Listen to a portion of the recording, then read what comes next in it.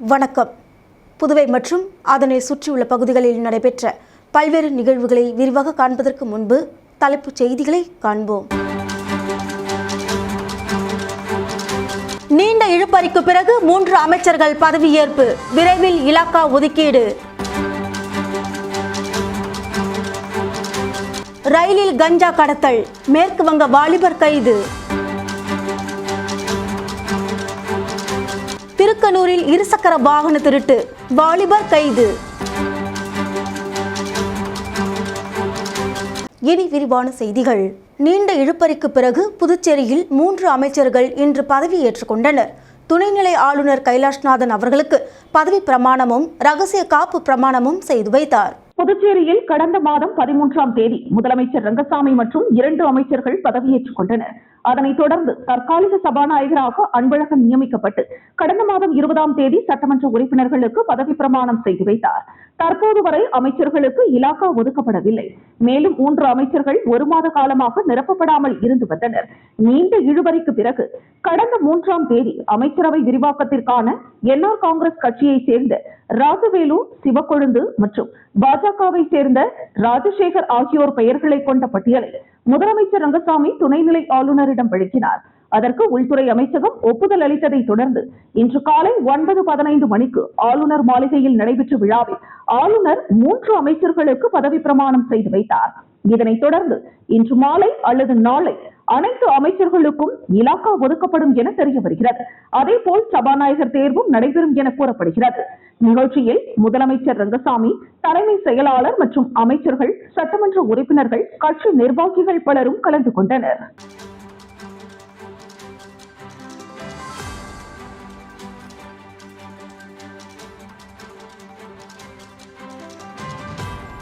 திருக்கனூரில் இருசக்கர வாகன திருட்டில் ஈடுபட்ட வாலிபரை காவல்துறையினர் கைது செய்தனர். திருக்கனூர் அடுத்த மண்ணாடிப்பட்டு தென்னஞ்சாலை வீதியை சேர்ந்தவர் 61 வயதான ராமச்சந்திரன். விவசாய கூலி தொழிலாளியான இவர் கடந்த மாதம் 24ஆம் தேதி மாலை 4 மணி அளவில் தனது இருசக்கர வாகனத்தில் விவசாய நிலத்திற்கு பூப்பறிக்க சென்றுள்ளார். அப்பொழுது இருசக்கர வாகனத்தை விவசாய நிலத்தின் எதிரே நிறுத்திவிட்டு சென்ற ராமச்சந்திரன் மீண்டும் திரும்பி வந்து பார்த்தபோது இருசக்கர வாகனத்தை காணவில்லை. இதுகுறித்து ராமச்சந்திரன் அளித்த புகாரின் அடிப்படையில் திருக்கனூர் காவல்துறையினர் வழக்கு பதிவு செய்து விசாரணை மேற்கொண்டு வந்தனர். இதற்கிடையே நேற்று இரவு திருக்கனூர் உதவி ஆய்வாளர் கோவிந்தராஜ் தலைமையிலான காவல்துறையினர் மதுரப்பாக்கம் எல்லை பகுதியில் தீவிர வாகன சோதனையில் ஈடுபட்டுக் கொண்டிருந்தனர். அப்பொழுது விழுப்புரம் பகுதியில் இருந்து அதிவேகமாக இருசக்கர வாகனத்தில் வந்த நபரை தடுத்து நிறுத்தி சோதனை செய்தனர். அதில் அவர் ஓட்டி வந்த இருசக்கர வாகனம் மண்ணாடிப்பட்டில் திருடு போன ராமச்சந்திரன் என்பவரின் இருசக்கர வாகனம் என்பது தெரிய வந்தது. இதனையடுத்து அந்த நபரை காவல் நிலையம் அழைத்து சென்று விசாரணை நடத்தியது. விழுப்புரம் சிந்தாமணியை சேர்ந்த மணிகண்டன் மகன் அரவிந்தன் என்பது தெரிய வந்தது. தொடர்ந்து அரவிந்தனை கைது செய்த காவல்துறையினர் அவரிடம் இருந்த இருசக்கர வாகனத்தை பறிமுதல் செய்து விசாரணை மேற்கொண்டு வருகின்றனர். கைது செய்யப்பட்ட அரவிந்தன் மீது விழுப்புரம் தாலுகா காவல் நிலையத்தில் அடிதடி வழக்கு நிலுவையில் உள்ளது குறிப்பிடத்தக்கது.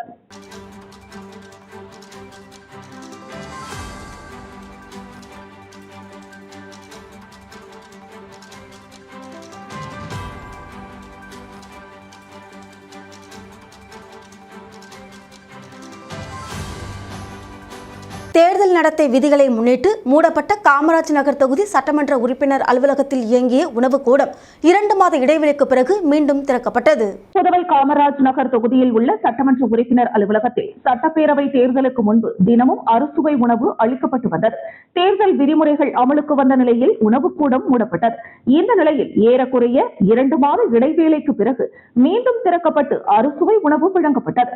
மக்கள் மீண்டும் சந்தோஷமாக வந்து உணவு உண்டு சென்றனர்.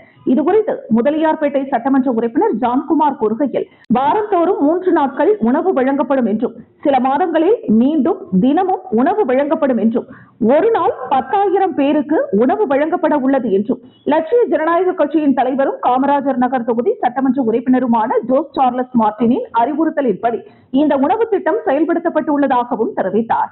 அத்துடன் தமிழகத்தில் செயல்படுத்தப்படும் அம்மா உணவக திட்டம் போன்று ஒரு திட்டம் விரைவில் புதுவையிலும் செயல்படுத்தப்பட உள்ளதாகவும் தகவல் தெரிவித்தார். ரயிலில் கஞ்சா கடத்திய மேற்கு வங்க வாலிபர் கைது செய்யப்பட்டுள்ளார். புதுச்சேரி ஒதியஞ்சாலை காவல் நிலைய உதவி ஆய்வாளர் ஜெயகுருநாதன் தலைமையில் காவல்துறையினர் ரயில் நிலைய காவல்துறையினர் உதவியுடன் சோதனை மேற்கொண்டனர்.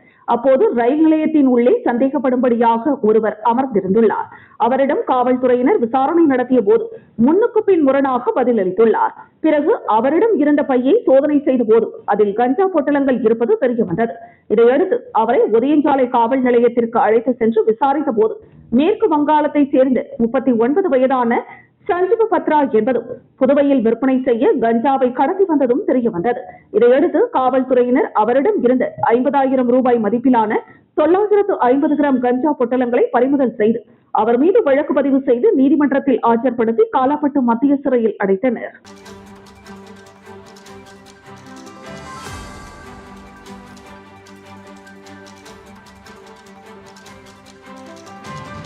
ரெயின்போ நகர் பார்க் அருகே கனரக வாகனம் மோதி மரம் சாலையில் விழுந்த நிலையில் வனத்துறையினருக்காக காத்திருக்காமல் காமராஜ் நகர் தொகுதி சட்டமன்ற உறுப்பினர் உடனடி நடவடிக்கை எடுத்து மரத்தை அகற்றி போக்குவரத்தை சரி செய்ய நடவடிக்கை மேற்கொண்டார். புதுச்சேரி காமராஜ் நகர் தொகுதி 45 அடி சாலை தமிழ்ச்சங்கம் மற்றும் ரெயின்போ நகர் பார்க் அருகே கனரக வாகனம் மோதி சாலையோரத்தில் இருந்த மரம் சாலையில் விழுந்தது. அந்த நேரம் வாகனங்கள் எதுவும் செல்லாமல் இருந்ததால் விபத்து தவிர்க்கப்பட்டது. ஆனால் மரம் சரிந்து சாலையில் விழுந்ததால் அங்கு பெரிதும் போக்குவரத்து பாதிக்கப்பட்டது. உடனடியாக லட்சிய ஜனநாயக கட்சியின் தலைவரும் காமராஜ் நகர் தொகுதி சட்டமன்ற உறுப்பினருமான ஜோஸ் சார்லஸ் மார்டினுக்கு தகவல் தெரிவிக்கப்பட்டது. சம்பந்தப்பட்ட இடத்திற்கு லட்சிய ஜனநாயக கட்சியின் நிர்வாகிகள், ரெயின்போ நகர் பொறுப்பாளர் NR சுரேஷ், இளைஞரணி துணைத் தலைவர் ஜாகிர் ஹுசேன், வார்டு தலைவர் சுதன் மற்றும் பெரிய கடை காவலர் ஒருவரும் தற்காலிகமாக மரங்களின் கிளைகளை வெட்டி வாகனங்கள் தடையின்றி செல்ல வழிவகை செய்தனர். பின்பு சம்பந்தப்பட்ட துறை அதிகாரிகள் அங்கு வந்து மீதமிருந்த மரங்களை, கிளைகளை அங்கிருந்து வெட்டி அப்புறப்படுத்தினர். வனத்துறையில் இருந்து ஆட்கள் வரும் வரை காத்திருக்காமல் உடனடியாக லட்சிய ஜனநாயக கட்சியின் நிர்வாகிகள் போக்குவரத்தை சரி செய்ததால் பாதசாரிகள் மற்றும் வாகன ஓட்டிகள் லட்சிய ஜனநாயக கட்சியின் தலைவரும் காமராஜ் நகர் தொகுதி சட்டமன்ற உறுப்பினருமான ஜோஸ் சார்லஸ் மார்டினுக்கு நன்றி தெரிவித்து சென்றனர். பொன்னுசாமி கார்த்திக் பிறந்தநாள் விழாவை முன்னிட்டு பல்வேறு நலத்திட்ட உதவிகள் வழங்கப்பட்டன.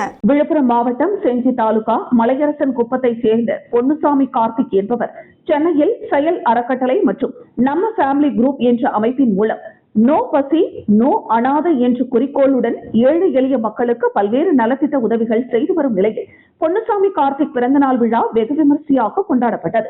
இதில் பிறந்தநாளை முன்னிட்டு கணக்கன்குப்பம் நிதி உதவி பெறும் பள்ளியில் பொன்னுசாமி கார்த்திக் தலைமையில் சுற்றுவட்டார பகுதியில் பெற்றோர் இல்லாத 150 மாணவர்களுக்கு பள்ளி கட்டணம் மற்றும் நோட்டு புத்தகங்கள் வழங்கப்பட்டன.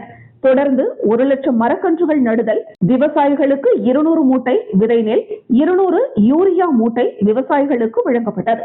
தேவதானம்பேட்டை வள்ளலார் மடத்தில் முதியோர்களுக்கு உணவு வழங்கப்பட்டது.